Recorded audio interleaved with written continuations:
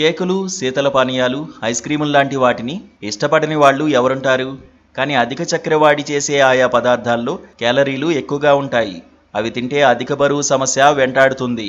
అందుకే తీపి మీద మక్కువ ఉన్న చాలామంది సాధారణ చక్కెరకు బదులు కృత్రిమ, ప్రత్యామ్నాయ చక్కెరల్ని వాడుతున్నారు. ఇవి పంచదారలాగే తీయగా ఉంటాయి, కానీ క్యాలరీలు ఉండవు. క్యాలరీలు లేనప్పుడు ఇక సమస్య ఏముంది అనుకోవచ్చు. కానీ లో షుగర్, షుగర్ ఫ్రీ అని ప్యాకెట్లపైన రాసి ఉండడం చూసి చక్కెరకు బదులుగా ఇవి వాడేవారికి గుండె జబ్బులు రావచ్చని పరిశోధనలు చెబుతున్నాయి. సుక్రలోజ్, ఎరిత్రిటాల్, గ్జైలిటాల్, అస్పర్టేమ్ వంటి ప్రత్యామ్నాయ చక్కెరల్లో తీపి చాలా ఎక్కువగా ఉంటుంది.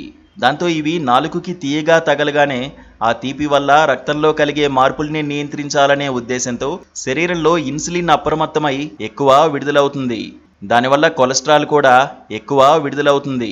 ఇవన్నీ కలిసి కొవ్వుగా మారి గుండె నాళాల్లో రక్త ప్రసరణ సజావుగా సాగకుండా అడ్డుకుంటాయి. ఫలితంగా గుండె జబ్బులు వచ్చే ప్రమాదం ఉంది. అందుకే చక్కెర ఏదైనా దానికి వీలైనంత దూరంగా ఉండడమే మంచిది అంటున్నాయి పరిశోధనలు.